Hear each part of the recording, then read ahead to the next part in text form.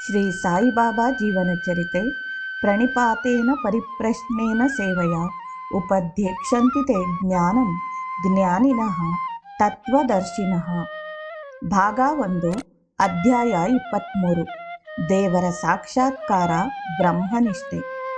ದೇವರು, ದೇವರ ಸಾಕ್ಷಾತ್ಕಾರ, ಬ್ರಹ್ಮನಿಷ್ಠೆ ಇವುಗಳನ್ನು ನಾವು ಕೇಳಿದ್ದೇವೆ ಮತ್ತು ಗ್ರಂಥಗಳಲ್ಲಿ ಓದಿದ್ದೇವೆ.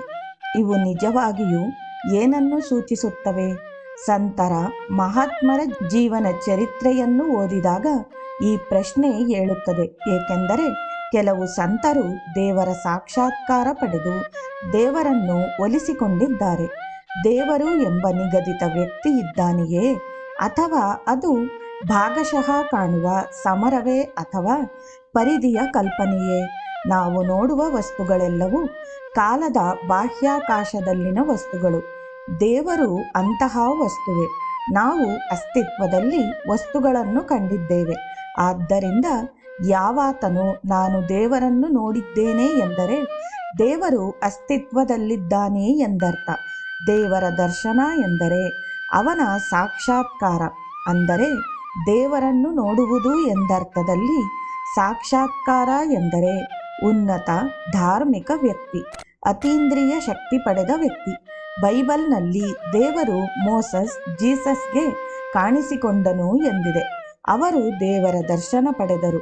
ನೋಡುವುದು, ಶ್ರವಣ ಮಾಡುವಿಕೆಯನ್ನು ಒಟ್ಟಿಗೆ ಹಾಕಿದರೆ ದೇವರನ್ನು ಆರಿಸಿದೆ ಎಂದು ಹೇಳಿದರೆ ದೇವರನ್ನು ನೋಡಿದೆ ಎಂದರ್ಥ.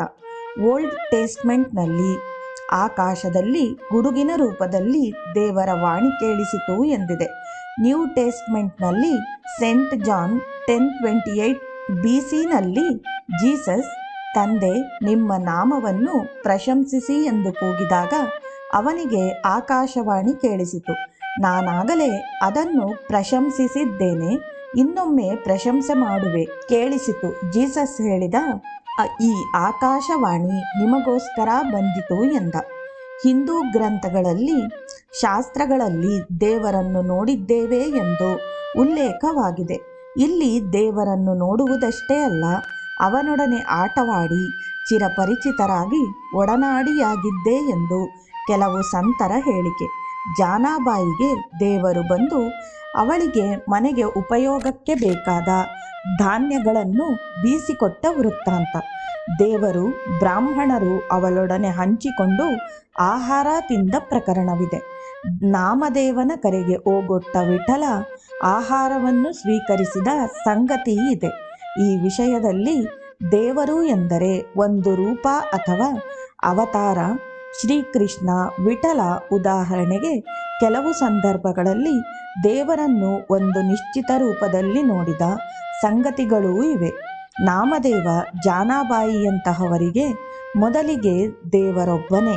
ಅವನೇ ಒಂದು ನಿಶ್ಚಿತ ರೂಪದಲ್ಲಿ, ದೇವರು ಸ್ಥೂಲ ಶರೀರ ರೂಪದಲ್ಲಿ ಐಹಿಕ ವಿಶ್ವಕ್ಕೆ ಇಳಿದು ಬಂದು ಅನಂತರದಲ್ಲಿ ಲಿಂಗ ಶರೀರದಲ್ಲಿ ಐಕ್ಯವಾದನು.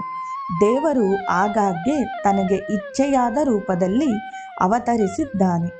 ಯಥಾ ಸಂಕಲ್ಪ ಸಮಸಿದ್ಧಿ. ಸಾಯಿ ಸಾಹಿತ್ಯದ ವಿದ್ಯಾರ್ಥಿಗಳು ಇವುಗಳನ್ನು ಬಲ್ಲರು. ಶ್ರೀ ಸಾಯಿಯವರು ಈಗ ಆಗಾಗ್ಗೆ ಭಕ್ತರ ಮನೆಯಲ್ಲಿ ಅವರ ಭೌತಿಕ ದೇಹದಲ್ಲಿದ್ದ ರೂಪದಲ್ಲಿ ಪ್ರಕಟವಾಗಿದ್ದಾರೆ ಎಂದು ಹೇಳಿರುತ್ತಾರೆ.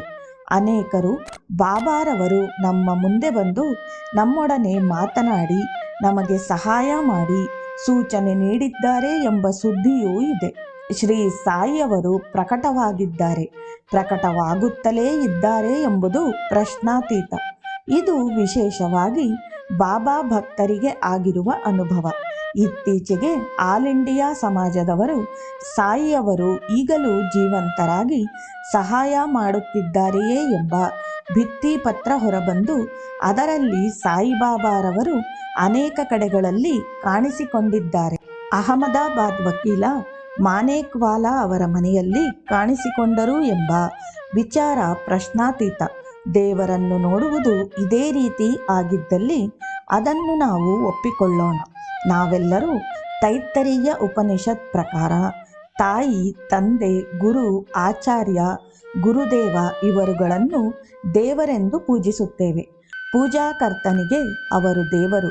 ಯಾರು ಅಂತಹವರನ್ನು ಅಂದರೆ ಮಾತಾ ಪಿತಾ ಗಂಡ ಆಚಾರ್ಯರುಗಳನ್ನೇ ಪೂಜಿಸುವುದಿಲ್ಲವೋ ಅವರಿಗೆ ದೇವರೆಲ್ಲ ನಶ್ವರ ಮಾತ್ರ.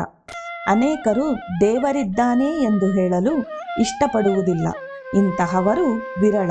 ಇತರರು ದೇವರ ಬಗೆಗೆ ಭಿನ್ನವಾಗಿರುತ್ತಾರೆ.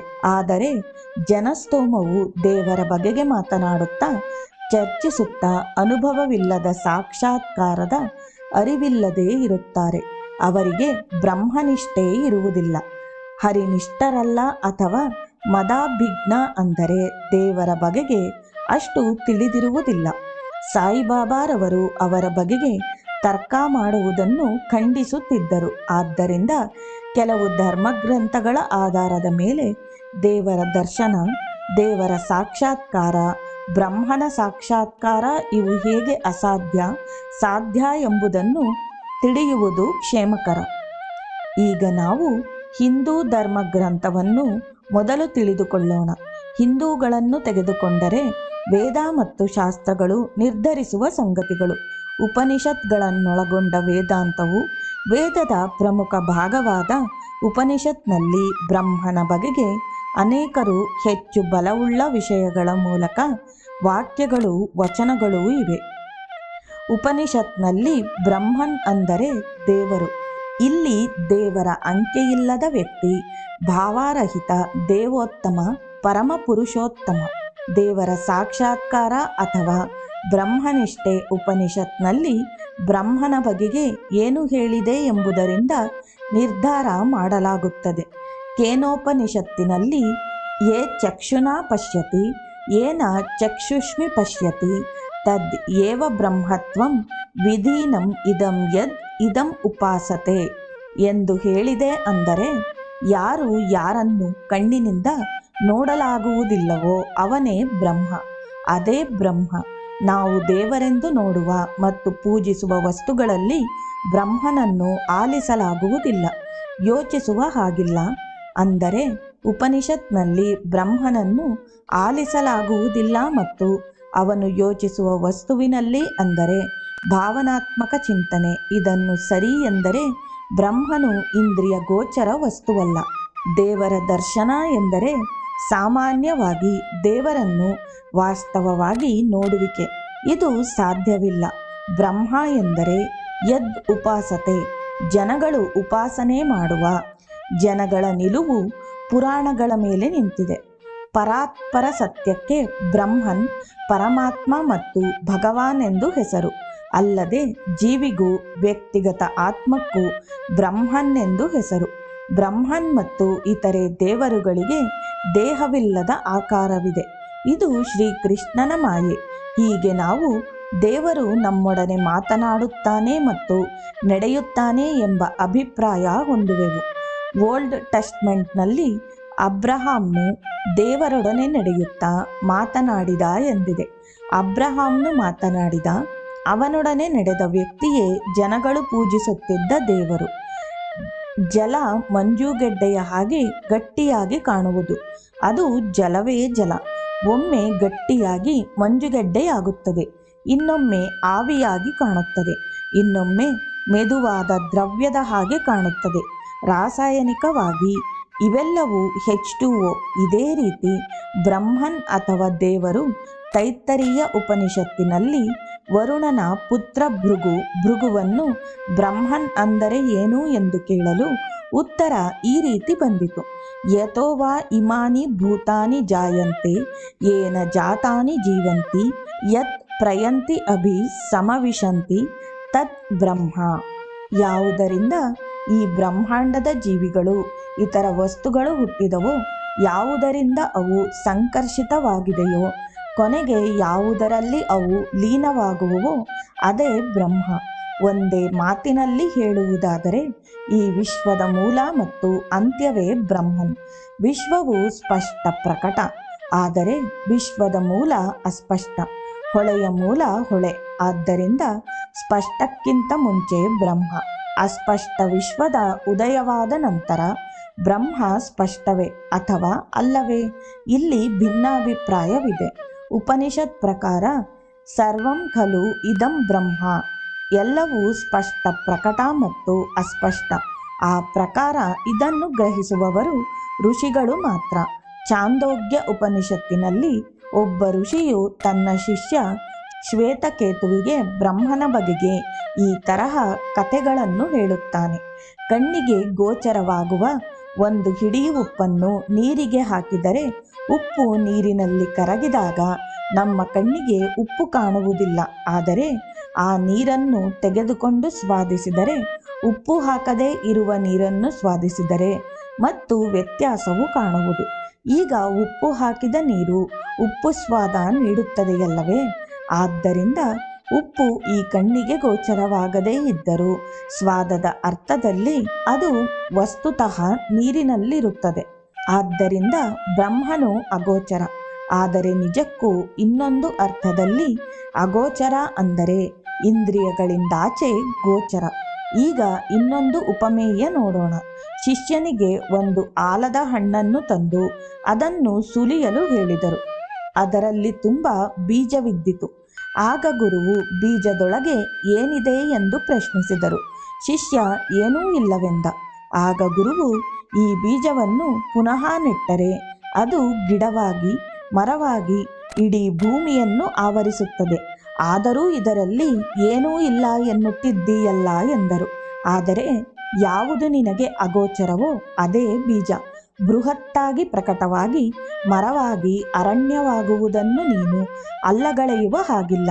ಹೀಗೆ ಶ್ವೇತಕೇತುವು 10-12 ಉಪಮೇಯಗಳನ್ನು ಕೊಟ್ಟು ಪ್ರಕಟದಲ್ಲಿದ್ದು ಪ್ರಕಟವಾಗುತ್ತದೆ, ಪುನಃ ಅಪ್ರಕಟವಾಗುತ್ತದೆ. ಆದ್ದರಿಂದ ವಿವರಣೆ ನೀಡಿದ ವರುಣ ಬ್ರಹ್ಮಸೂತ್ರದಲ್ಲಿ ಇದನ್ನು ಕ್ರೋಢೀಕರಿಸಿದ್ದಾನೆ. ಜನ್ಮಾದಿ ಅಸ್ಯ ಯತಃ. ಮಹಾಭಾರತದಲ್ಲಿ ಶ್ರೀಕೃಷ್ಣ ಅರ್ಜುನನಿಗೆ ನಿನ್ನ ಬಂಧು ಬಳಗದವರ ಸಾವಿಗೆ ದುಃಖಿಸಬೇಡ ಎಂದು ಹೇಳಿ ಅವರ ಆತ್ಮಗಳ ಮತ್ತಿತರ ಆತ್ಮಗಳ ಬಗೆಗೆ ಹೀಗೆ ಹೇಳಿದ್ದಾನೆ. ಅವ್ಯಕ್ತಾದೀನಿ ಭೂತಾನಿ ವ್ಯಕ್ತ ಮಧ್ಯಾನಿ ಭಾರತ ಅವ್ಯಕ್ತ ನಿಧಾನ ಏವ ತತ್ರ ಕಾ ಪರಿದೇವನ. ಸೃಷ್ಟಿಯಾದ ಎಲ್ಲ ಜೀವಿಗಳು ಮೊದಲು ಕಾಣಿಸುವುದಿಲ್ಲ, ಮಧ್ಯೆ ಕೆಲಕಾಲ ಕಾಣಿಸುತ್ತವೆ ಮತ್ತು ನಾಶವಾದ ಮೇಲೆ ಕಾಣಿಸುವುದಿಲ್ಲ. ಹೀಗಿರುವಾಗ ಶೋಕಕ್ಕೆ ಕಾರಣವೆಲ್ಲಿದೆ? ದೇವರೂ ಸಹ ಕೆಲವು ಸಾರಿ ಗೋಚರ, ಮತ್ತೊಮ್ಮೆ ಅಗೋಚರ. ಎಚ್.ಎಸ್. ದೀಕ್ಷಿತರಿಗೆ ದೇವರ ದರ್ಶನವಾದಾಗ ಅವರಿಗೆ ತಾನೇನು ನೋಡುತ್ತಿರುವೆ ಎಂದು ತಿಳಿಯಲಿಲ್ಲ. ಅದು ಬಾಬಾರವರು ನೀನು ನೋಡಿದ್ದು ವಿಠಲ ಎಂದರು. ಇಂತಹ ಸಂಗತಿಗಳಲ್ಲಿ ದೇವರ ದರ್ಶನ, ದೇವರ ಸಾಕ್ಷಾತ್ಕಾರತೆ, ಬ್ರಹ್ಮನಿಷ್ಠತೆ ಉಂಟಾಗುತ್ತದೆ. ಈಗ ದೇವರು ಯಾವ ಸಂದರ್ಭದಲ್ಲಿ ಪ್ರಕಟವಾಗುವನು ಎಂಬುದರ ಬಗೆಗೆ ತಿಳಿಯೋಣ. ಸಾಕ್ಷಾತ್ಕಾರ ಯಾವಾಗ ಬೇಕಾದರೂ ಆಗಬಹುದು. ಇದಕ್ಕೆ ಮಿತಿಯಿದೆ. ಒಬ್ಬನಿಗೆ ಸಾಕ್ಷಾತ್ಕಾರ, ಇನ್ನೊಬ್ಬನಿಗೆ ಅಲ್ಲ. ಆದರೂ ಒಂದು ನಿಶ್ಚಿತ ಸಮಯದಲ್ಲಿನ ಸಾಕ್ಷಾತ್ಕಾರ ಮುಂದಿನ ಕ್ಷಣದಲ್ಲಿ ಸಾಕ್ಷಾತ್ಕಾರವಾಗಲಾರದು. ಇಂದ್ರಿಯಗಳಿಗೆ ಗೋಚರವಾಗುವುದಕ್ಕೆ ಸಾಮಾನ್ಯವಾಗಿ ಸಾಕ್ಷಾತ್ಕಾರ ಎನ್ನುತ್ತಾರೆ. ಆದರೆ ಕೆಲವು ಚಿಂತನಾಕಾರರಿಗೆ ಇಂದ್ರಿಯ ಗೋಚರ ಸಾಕ್ಷಾತ್ಕಾರ ಕೀಳು ದರ್ಜೆಯದು. ಆತ್ಮಚಿಂತನೆಯಿಂದ ಭೌತಿಕ ಇಂದ್ರಿಯ ವಸ್ತುಗಳನ್ನು ಉಪಯೋಗಿಸದೆ ಪಡೆಯುವ ಸಾಕ್ಷಾತ್ಕಾರ ಉತ್ತಮ. ಜ್ಞಾನೇಂದ್ರಿಯಗಳಿಂದ ಪಡೆದ ವಿದ್ಯೆ ಜ್ಞಾನ, ಭಾವನಾಶಕ್ತಿಯಿಂದ ಪಡೆದ ಜ್ಞಾನ ವಿಜ್ಞಾನ. ವಿಜ್ಞಾನವು ವಿವಿಧ ಜ್ಞಾನ, ಇದು ವೈವಿಧ್ಯ. ಜ್ಞಾನದಲ್ಲಿ ವೈವಿಧ್ಯತೆ ಇಲ್ಲ. ಜ್ಞಾನದಲ್ಲಿ ಶುದ್ಧ ಅರಿವು ಇರುತ್ತದೆ. ದಾಸಗಣೂರವರು ದೇವರ ಸಾಕ್ಷಾತ್ಕಾರ ಬಯಸಿ ಬಾಬಾರವರನ್ನು, ಬಾಬಾ ನೀವು ಭಾಗವತ ಸಪ್ತಾಹ ಮಾಡಲು ಹೇಳಿದಿರಿ, ಆದರೆ ಇಡೀ ಭಾಗವತವನ್ನು 1 ವಾರದೊಳಗೆ ಓದಿ ಮುಗಿಸು ಎನ್ನುತ್ತೀರಿ. ಹಾಗೆಯೇ ಮಾಡುತ್ತೇನೆ. ಕೊನೆಯಲ್ಲಿ ನನಗೆ ದೇವರ ಸಾಕ್ಷಾತ್ಕಾರ ಮಾಡಬೇಕು ಎಂದು ಕೇಳಿದರು. ಬಾಬಾರವರು, ಅಹುದು, ವಿಠಲ ಪ್ರಕಟವಾಗುವನು. ಆದರೆ ನಿನಗೆ ಸಾಕಷ್ಟು ಭಾವವಿರಬೇಕು, ಅಂದರೆ ದೇವರಲ್ಲಿ ಏಕಾಗ್ರತೆ ಇರಬೇಕು ಎಂದರು. ಭಾಗವತದ 11ನೇ ಸ್ಕಂದದಲ್ಲಿ ಉದ್ಧವ ದೇವರನ್ನು ಕುರಿತು ಹೇಗೆ ಚಿಂತಿಸಬೇಕು ಎನ್ನಲು ಶ್ರೀಕೃಷ್ಣ ಹೇಳುತ್ತಾನೆ. ದೇವರನ್ನು ಹೇಗೆ ಚಿಂತಿಸುವುದು ಎಂದು ಅದನ್ನು ಬಾಬಾರವರೂ ಸಹ ಹೇಳಿದರು. ಬಾಬಾರವರು, ನೀನು ನಿರಾಕಾರದ ಮೇಲೆ ಏಕಾಗ್ರತೆ ಇಡಲು ಸಾಧ್ಯವಾಗದಿದ್ದಲ್ಲಿ ನನ್ನ ಆಕಾರದ ಮೇಲೆ ಏಕಾಗ್ರತೆ ಇಡು ಎಂದು ಹೇಳಿದರು. ನಿನ್ನ ದೇಹ ಮತ್ತು ಮನಸ್ಸನ್ನು ಈ ಶ್ರೀಕೃಷ್ಣ ರೂಪದ ದೇಹದ ಮೇಲೆ ಮೊದಲಿಗೆ ಕೈಕಾಲು, ಆಭರಣ, ಬಣ್ಣ ಇವೆಲ್ಲವನ್ನೂ ನಿನ್ನ ಮನಸ್ಸಿಗೆ ತಂದುಕೋ. ಅನಂತರ ನಿನ್ನ ಏಕಾಗ್ರತೆಯನ್ನು ಸಂಕುಚಿತ ಮಾಡಿಕೊಂಡು ನನ್ನ ದೇಹದ ಉಡುಪು ಆಯುಧದಿಂದ ಹಿಡಿದು ಮುಖದಲ್ಲಿ ಏಕಾಗ್ರತೆ ಇಡು. ಹೀಗೆ ಮಾಡಿದ ನಂತರ ಅವಶ್ಯಕವಾದ ದೇವನ ದಿವ್ಯ ರೂಪದಲ್ಲಿ ನಿನ್ನ ಮನಸ್ಸನ್ನು ಏಕೀಕರಿಸು. ಆಗ ನೀನು ಪರಮಾನಂದವನ್ನು ಹೊಂದಿ ಭಗವಂತನ ದಿವ್ಯ ರೂಪವನ್ನು ಕಾಣುವೆ. ಉದ್ಧವ ಒಂದು ಹರಳು ಉಪ್ಪನ್ನು ದೇವರೆಂಬ ಸಮುದ್ರಕ್ಕೆ ಹಾಕಿ ಸಚ್ಚಿದಾನಂದ ರೂಪನಾದ ಭಗವಂತನ ಅನುಭವ ಪಡೆದ. ಇದೇ ಸಾಕ್ಷಾತ್ಕಾರ. ಈಗ ನಾವು ಸಾಕ್ಷಾತ್ಕಾರದ ಇನ್ನೂ ಕೆಲವು ವಿಚಾರಗಳನ್ನು ನೋಡೋಣ. ಹಿಂದುತ್ವವು ಬಹುದೇವತಾ ಆರಾಧನೆಯ ಮತ. ಹಿಂದೂಗಳು ಬಹುದೇವತೆಗಳ ಆರಾಧನೆಯಲ್ಲಿ ಸಂತರಲ್ಲಿ ನಂಬಿಕೆ ಇಟ್ಟು ಸಾಕ್ಷಾತ್ಕಾರ ಪಡೆಯುತ್ತಾರೆ.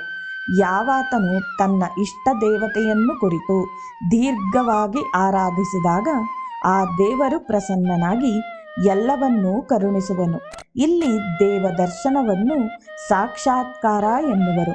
ಈ ತರಹ ಸಾಕ್ಷಾತ್ಕಾರವನ್ನೇ ದಾಸಗಣು ಬಯಸಿ ವಿಫಲರಾದರು. ಈ ತರಹ ಸಾಕ್ಷಾತ್ಕಾರವು ಕೆಲವು ಕ್ಷಣಗಳು ಮಾತ್ರ, ಅನಂತರ ಅದೃಶ್ಯವಾಗುತ್ತದೆ. ಎಚ್.ಎಸ್. ದೀಕ್ಷಿತ್ರವರು ವಿಠಲನ ಸಾಕ್ಷಾತ್ಕಾರ ಪಡೆದರು. ಅದು ಕ್ಷಣಿಕ ಮಾತ್ರವಾಗಿತ್ತು. ಅದು ನಿಜವೇ ಎಂದು ದೃಢೀಪಡಿಸಿಕೊಳ್ಳಲು ಬಾಬಾರವರ ಬಳಿಗೆ ಹೋಗಿ ಕೇಳಿದರು. ಬಾಬಾರವರು ಹೌದು, ಅದು ನಿಜ ಎಂದು ಹೇಳಿ ಅವರ ಮನೋಇಂಗಿತ ತಿಳಿದರು. ಪಾಟೀಲ, ವಿಠಲ ಬಹಳ ತುಂಟ, ಹಿಡಿದು ಕಟ್ಟಿಹಾಕು, ಇಲ್ಲದಿದ್ದರೆ ಓಡುವ ಎಂದರು. ಸಾಕ್ಷಾತ್ಕಾರವು ಶಾಶ್ವತವಾಗಿರಬೇಕಾದರೆ ಸಾಧಕ ತನ್ನ ಪ್ರಯತ್ನ ಮಾಡುತ್ತಲೇ ಇರಬೇಕು. ಭಗವಂತನ ಚರಣ ಕಮಲಗಳನ್ನು ಸೇವಿಸುತ್ತಾ, ಸಂಕೀರ್ತನೆ ಮಾಡುತ್ತಾ, ಸ್ಮರಣೆ ಮಾಡುತ್ತಾ, ಪ್ರಾರ್ಥನೆ ಮಾಡುತ್ತಾ, ಸ್ನೇಹವನ್ನು ಬೆಳೆಸಿಕೊಳ್ಳುತ್ತಾ, ಸಂಪೂರ್ಣವಾಗಿ ಪ್ರಭುವಿಗೆ ಶರಣಾಗುತ್ತಾ, ಭಕ್ತರ ಸೇವೆಯಲ್ಲಿ ನಿರಂತರವಾಗಿ ದೇವೋತ್ತಮ ಪರಮಪುರುಷನ ಸಹವಾಸವನ್ನು ಪಡೆಯುವುದೊಂದೇ ಮಾರ್ಗ. ಆಗ ಅವನಿಗೆ ಬಯಕೆಯಾದಾಗ ಅವನು ಯಾವ ಕಷ್ಟವಿಲ್ಲದೆ ಭಗವಂತನ ಬಳಿ ಸೇರುತ್ತಾನೆ. ಇದೇ ಸಾಕ್ಷಾತ್ಕಾರ. ಕಾವೆಂಟ್ರಿ ಪ್ಯಾಟ್ಮೋರ್ ಎಂಬ ದಾರ್ಶನಿಕ ವ್ಯಕ್ತಿಗೆ ದೈವ ಸಾಕ್ಷಾತ್ಕಾರದ ಅಸಾಧಾರಣ ಆಧ್ಯಾತ್ಮಿಕ ಅನುಭವಗಳಾಗಿದ್ದವು. ಅದನ್ನು ಅವರ ಅನೇಕ ಕವನಗಳಲ್ಲಿ ವ್ಯಕ್ತಪಡಿಸಿದ್ದಾರೆ. ದೈವ ಸಾಕ್ಷಾತ್ಕಾರದ ಅನುಭೂತಿಯನ್ನು ಅವರ ಒಂದು ಕವನದಲ್ಲಿ ನಾವು ನೋಡಬಹುದು. ಅದರ ಭಾವಾನುವಾದ ಹೀಗಿದೆ: ನಾನೇನು ಕಂಡೆ, ನಾನೇನು ನೋಡಿದೆ, ಅದೆಲ್ಲ ಮಾಯವಾಯಿತು. ಈ ಅನುಭವ ಅದೆಷ್ಟು ಸುಖಮಯ, ಈ ವಿಸ್ಮಯ ಅದೆಷ್ಟು ಚಂದ. ಕಂಡಂತೆಯೇ ಹಗಲು ಕತ್ತಲಾಯಿತು, ನಾನರಿಯೆ ಅದರ ಗುಟ್ಟು.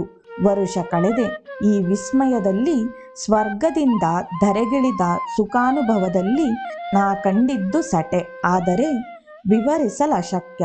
ನನ್ನ ಜೀವನಾಡಿಯಲ್ಲಿ ಹರಿದ ಪ್ರಾಣ ಇದರಿಂದ ಪುನಶ್ಚೇತನವಾಯಿತೀಗ. ಹೊಡೆದೋಡಿಸಿತು ದುಷ್ಟ ಶಕ್ತಿಗಳ, ತೊರೆಯಿತು ಕ್ಷಣಭಂಗುರದ ಮೋಹವ. ನಶಿಸಿತೀಗ ಆತ್ಮದ ಕಲ್ಮಶ ಹೊಂಬಿಸಿಲಿನ ಕಿರಣಗಳಂತೆ. ನನ್ನ ದೇಹ, ಆತ್ಮ, ಬುದ್ಧಿ ಸ್ವಚ್ಛವಾಯಿತು, ನಿಷ್ಕಲ್ಮಶವಾಯಿತು. ಈ ಸಾಕ್ಷಾತ್ಕಾರಕ್ಕೆ ನುಡಿಯೂ ಇಲ್ಲ, ನೆನಪೂ ಇಲ್ಲ.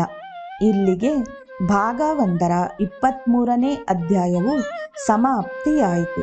ಶ್ರೀ ಸಮರ್ಥ ಸದ್ಗುರು ಸಾಯಿನಾಥ್ ಮಹಾರಾಜ್ ಕಿ ಜೈ.